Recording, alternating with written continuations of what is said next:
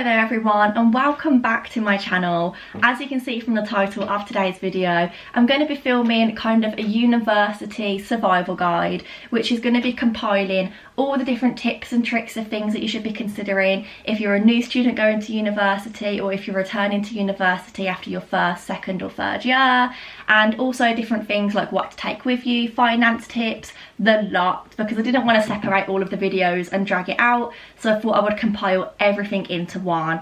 So I'm not gonna lie, there are quite a lot of things for me to get through today. My list is very long that I've made this morning, but we are going to go through it, and it is going to be more rapid fire because I don't want to sit here waffling for an hour when I don't really need to.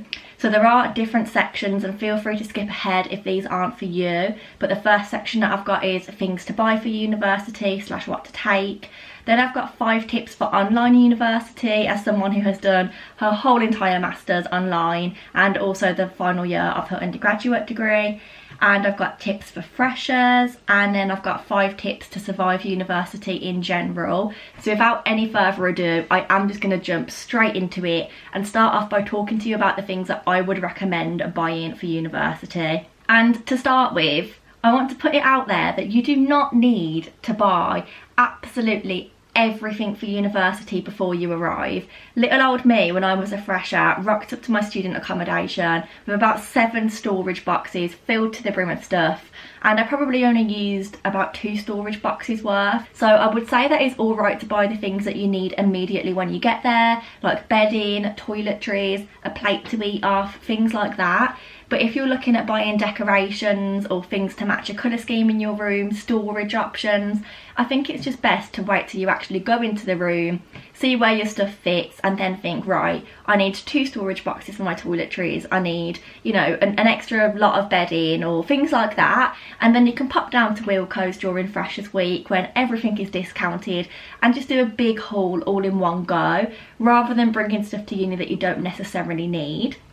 However, having said that, I have made a list of 10 things that I would definitely recommend buying, and by no means are these massively expensive. They can be as cheap or as expensive as you need them to be, because I've been there, I know the struggles of being a poor, broke fresher. But I would recommend getting yourself some comfortable loungewear or gym wear, anything that you feel comfortable and relaxed in, because you are going to have a lot of lazy days where you just stay in the house all day. You're going to have a lot of library days, and no one's dressing up to go to the library. I think people often prioritise going out outfits for clubs and things, but don't really think about the hangover they're going to have in the morning when they want to be in their joggers and slouchy tee. The second thing is just down to personal preference, but I don't particularly like reader diffusers. I always forget to turn over the little wooden sticks and find that they don't smell very nice after a while. So I prefer to use plug-in air fresheners that you put into the plug socket. You turn them on, you leave them there, and they just let out a burst of fragrance every so often. You can pick them up for about £5 in Asda or B&M.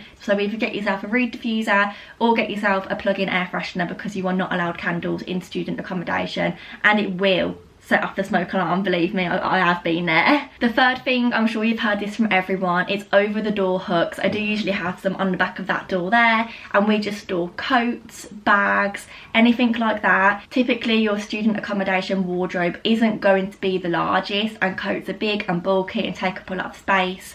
So an over the door hook is literally something you can pick up for a few quid, and it saves you so much space and gives you extra storage, which is really, really useful. Next, it's a door stop. Again, I'm sure you've heard this from lots of people, but prop your door open when you get into uni. It just makes you look a lot more inviting and willing to socialise. People will pop their heads in as they're moving in and say hello. You can do the same to them, and it's just a great way of sort of having that initial conversation with your flatmates and those who are around you. The next thing to buy is something that is completely down to if you share a bathroom or not, but I would really recommend having some sort of shower caddy or carry bag where you can slot your toiletries into, like your shampoo, your conditioner, your razors, so that you can take them from your room to the bathroom. Number one, because then you don't have to juggle all these different things and worry about your towel falling down to the floor. And number two is because A, I don't think it's very clean to be leaving all of your shower products in there when you're sharing a bathroom with multiple people. And B, someone else will use your nice shampoo and conditioner. So it's just best to have a little section in your room where you keep a shower caddy,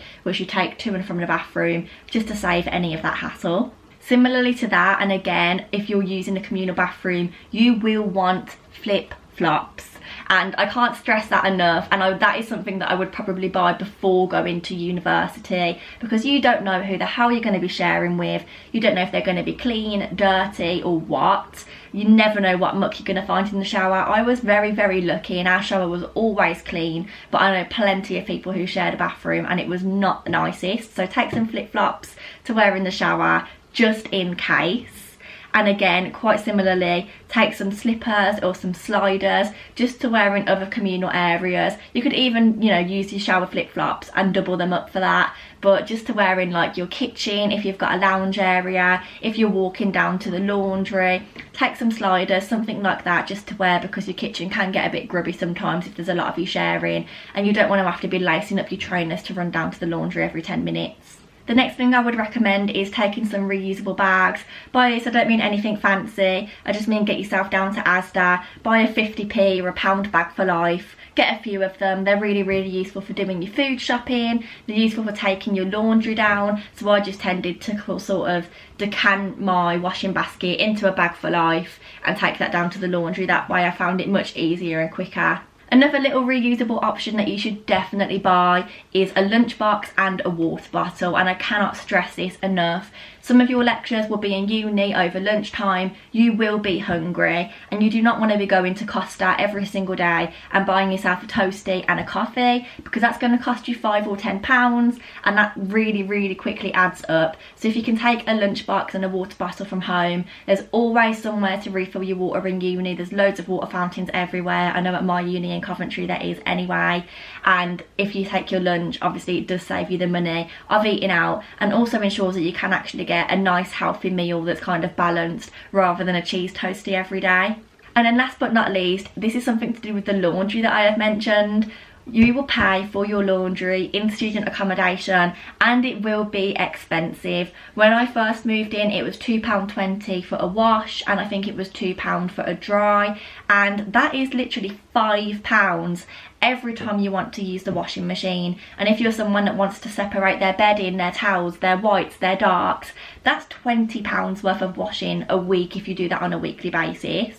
So what I would recommend is taking a clothing airer / dryer, but particularly one that can hook over a radiator if you've got a radiator in your accommodation, or a stair banister, something like that, because if you have a full-size clothing dryer, that's quite big, and student rooms don't tend to be the largest. But if you do have a radiator, it would just take up about this much room, and it gives you the option of just drying a few bits and pieces in your room rather than paying for the dryer every single time, because that money really, really does add up. There are obviously so many more things and essentials that you will have to buy when you move to university, but those are just the 10 that I could think of off the top of my head that might not jump to people's minds immediately. But moving on, I've now got 5 different tips for online university, and I think this really depends now of what university you're going to. I know some unis are planning on going completely back to face-to-face teaching, some aren't, some are doing a mixture of the both and are like going for a blended learning approach. And as someone that's done online university for 2 years, it can be tough, and there are different tips and tricks that I have that kind of jazz it up a little bit and make my life a little bit easier. So I've got 5 that I'm going to share with you quickly, and the first one is to join a group chat for your course. The reason for that is because when it comes around to deadline season, there's a whole group of people there that you can message and get advice from. If you're struggling on your introduction, you can ask for help, you can share tips and tricks for the assignments. It's really just good to have that network of people that, if it's a large group, will kind of reply immediately, whereas if you email a lecturer for help, you might find yourself waiting for a few days, and that's not really ideal when you've got a deadline to work towards. So definitely join a group chat. It's honestly saved my skin quite a lot of times this year during my masters. Also, apologies if you can hear a bit of background noise. The bin men have just arrived outside, which is perfect timing, and we love to see it. The next tip for online uni is to try and have a regular routine on a day-to-day basis. Try and wake up at a similar time each day. Try and go to sleep at a similar time each day. It ensures that your sleeping routine is healthy, and it will also ensure that you get 3 meals a day. Whereas if you're up all night, you kind of find that you skip breakfast or skip lunch, you don't eat properly, and it just contributes to you being more tired and more groggy, and it's just not a way to be productive. The next tip is just a very, very simple one. Tidy room, tidy mind. Again, it completely depends what you're like as a person, but I know for me, I cannot work in a messy space. You're only living in one room as a student, you know, give your counters a wipe down, tidy away anything, put it back in its home. Just make sure you've got a tidy working environment. And then similarly to that, you need to have a designated workspace where you complete all of your university work, or at least the majority of it. This is so important, especially when you are just living in one room, like I say, as a student, purely because you can't work from bed all day, because you need to separate a place where you do your work and then a separate place for when you relax. Otherwise the two just get combined and you can never fully switch off. You're always stressed. I've been there, I've done that. I love working from bed, but it's just not ideal because that is the place where I switch off at night. So try to separate your spaces. I know a lot of university accommodations have separate study rooms that you can go and use. You can also use the library, even if you are doing online learning. I'm sure the library is open. I know it is here. Double check what facilities are available for you, because having that separate workspace, I find personally, is so important. And then the last tip, it really does depend where you're living and what type of course you're on. But if you're someone that needs to do a lot of printing for your course, or you like to type your notes and print them out, I would consider buying a printer. I don't actually have one and I regret it. We've been on about buying one for the longest time, but we still haven't. And every time we need to print something, we need to do the trek into uni, which uses petrol money, time, money in general if I end up buying a coffee out. Whereas if I had a printer sat right next to me here, I wouldn't need to do that. So those were all of my tips for online uni. I'm sure there are plenty more that you can research, especially after the last 2 years that we've had, as lots of people have been working from home. I just thought I would highlight my main ones that I think are the most important. And as I said, I'm not here to waffle, so I'm going to move swiftly on to my tips for freshers. If this isn't something for you because you're not a fresher, I will try and leave a little timestamp down below somewhere that you can skip to. If not, feel free to listen through, and also comment down below any advice that you have for freshers in the comment section. But anyway, as I said, moving on, my first tip for freshers, and I'm sorry because the first few are quite boring and financy, but finances are probably one of the most important things for you to look after whilst you're at university. So my first tip is just to make sure that your finances are sorted. Has your student loan application been approved? If not, try and get the wheels turning to sort of get that into action. I would also recommend setting up a student bank account for that loan to go into. Student bank accounts do have a lot of different rewards, so you need to research and find out which one's best for you, because I didn't really do that and didn't really get that good of a reward. For instance, Santander, they give a free rail card, I think for 3 years, so that is so worth it, particularly if you're travelling home a lot. And on the subject of rail cards, my next tip is to buy a rail card or a coach card. Rail card costs £30 for a year, coach card costs £10. So if you are living quite far away from your family home and you intend to travel back a lot, even if you don't and you just intend to travel back during the holidays, those discount cards last for a whole entire year. And as I said, they are fairly cheap to buy and they will save you money in the long run. My last financy tip, again, it's quite a boring one but also quite important, is if your student accommodation doesn't provide it for free, consider buying some type of insurance, whether that is to insure your whole room or just your valuables like your technology, phone, laptop, things like that. Just because if it does go missing at uni, I'm not saying it will, I know there's always quite a big emphasis on people stealing food, toiletries, stuff from your room. It's never happened to me personally, but I do know that I'd 1 or 2 people who it has happened to, so I would definitely consider getting some sort of home insurance for your valuables at least, just so that you're covered if anything does happen to them, and not just like thieving wise, but also if you damage them yourself, you can get covered for that. So just consider researching into different types of insurance that you can buy.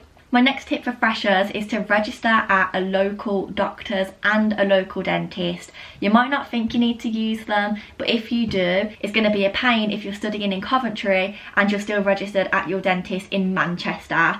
So definitely register at one that is close to uni. There's always lots of ones that are quite popular with students, so have a look into which ones are mainly for students. Similarly to that, familiarise yourself with the area around your university when you get there. Where's your local supermarket? Where's your local gym? What university buildings are you going to be using? Where are they? Just sort of familiarise yourself with that. Have a walk around one day if you've got a free afternoon or a free morning. It's really important just to know where you are, where things are. Obviously you'll develop those sorts of skills with time and you'll know your way around by the end of your course, but just to start with, things like finding out where your local supermarket is really important because you've got a week to survive. And kind of leading on from what I was just saying about the doctors, go to the freshers fair, and I cannot stress this enough, and take a bag because there are so many freebies. One year at freshers fair we got a bag of ketchup, and because we all picked up a ketchup because we all went separately, we didn't need to buy ketchup for a whole year. And that might seem a little bit small, but in the grand scheme of things you can get lots of good stuff at freshers fair. You just walk up to the stand and you take it. There's no hard feelings from anyone.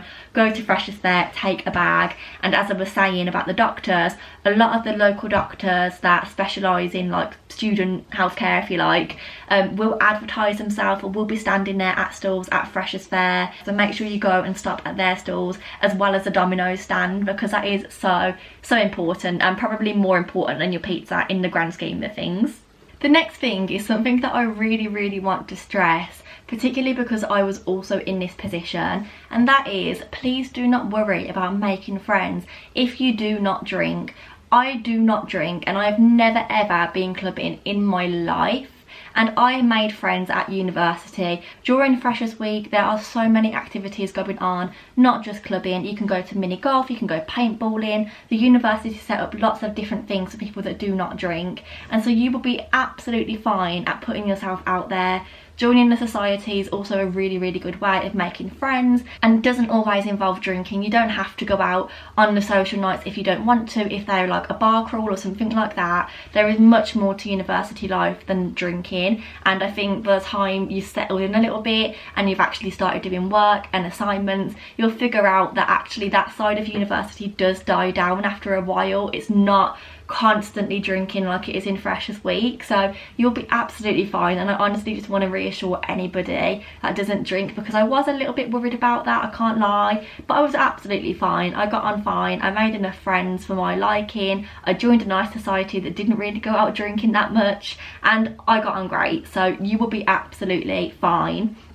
However, on the other hand, if you do drink, the only advice that I can give you as a non-drinker, but a very like experienced uni student, you know, without tipping my own horn, is do not buy wristbands during Freshers Week to get into any of the clubs. They are so overpriced. Some of them go up to like £300, and if you do not know who your flatmates are, or you don't know anybody at uni, buying a wristband is such a waste of money, because you'll only be allowed access into certain clubs with that wristband. And if your flatmates are going somewhere else one evening on a Tuesday, but on a Tuesday you can only get into one club, then you can't go with them, or if you do go with them you have to pay entry fees anyway. So I would honestly just recommend waiting until you get to uni to decide which clubs you're going to, because even though they say that the spaces are selling out, the spaces are not sold out. Although in COVID that might be different, but again, as a non-drinker I can't really comment on that, but typically everybody knows that wristbands are kind of a waste of money. So those are all of my tips for freshers. I really hope you've been able to take something from that if you are moving to university this year,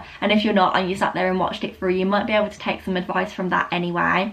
But just to finish off with, I've got 5 tips to survive university in general, and things that I think are really important and good ways to complete your course. Now this is going to be for people in general. I am a psychology student, but I'm going to do a more specific video on psychology in the few weeks to come. So if you're looking for advice about being a psychology student, then do subscribe down below, because that video will be here I think in about the next 2 weeks.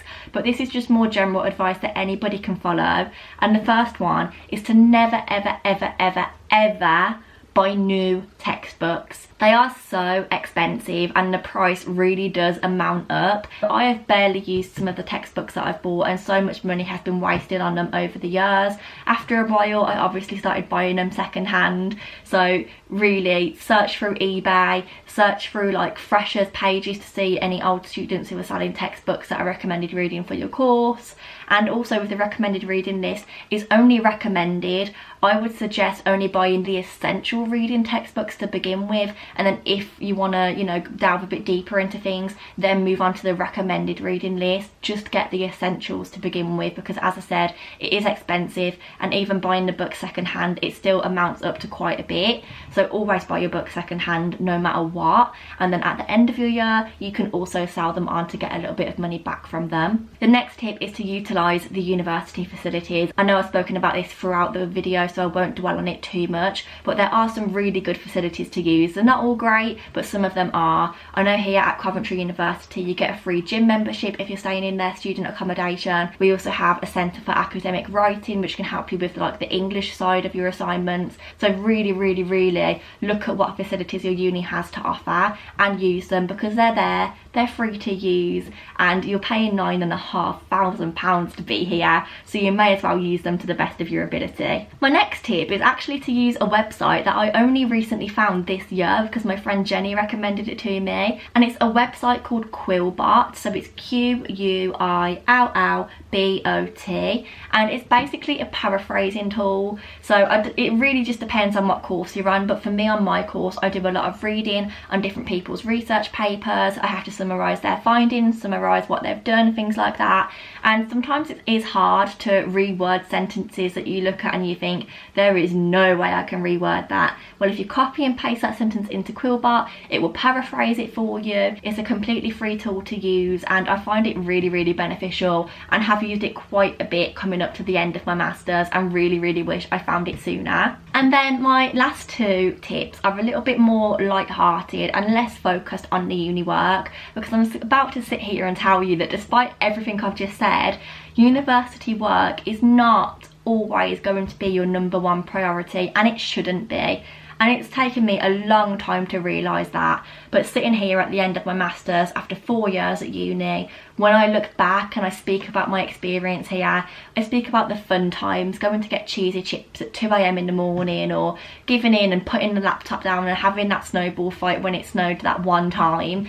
And so it's really important to actually go out with your friends if you've got the time to do it. Obviously your deadlines do come first, and if you've got a deadline the next day and you're not finished, sit there and finish it, but make sure you do make the time to go out with your friends and have fun, because it's important to switch off from the uni work, and socialising is such an important factor when you're at university. And then leading on from that, my last tip is to make sure that you have hobbies outside of uni life. And I don't mean going clubbing with your friends, I mean to make sure that you have a hobby that is something that you do individually by yourself. And that may sound a little bit weird, because everyone's like, oh yeah, uni's all about socialising, but it is so important to be able to have a break from all of that, because it can also be so draining socialising and doing your uni work all the time. And so having time to yourself, truly to yourself, allows you to completely switch off, relax, reflect, and also grow so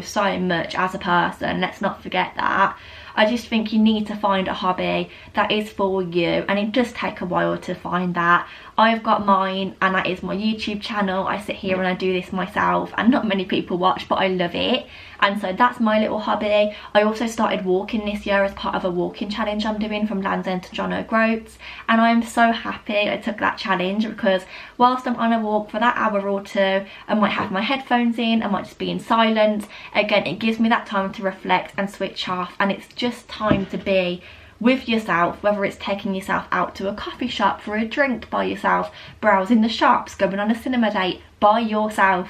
Make sure you have that time to yourself. Like, I don't think I realised the importance of that much before the last year or two, but it is so important, and I think you'll thank me for it if you do try and find those sorts of hobbies that you can do independently. And that was actually my last tip just to survive uni in general, which if you remember the sections I mentioned at the start of the video, then that brings me to the end of the video. And to be honest, it has been quite long. I have sat here and waffled for half an hour, but I think we've covered quite a lot of topics during that half an hour, and I really hope that my like 4 years at university and my tips that I've learned throughout has helped 1 or 2 people out there, even if it's only helped 1 person and you've taken something from this.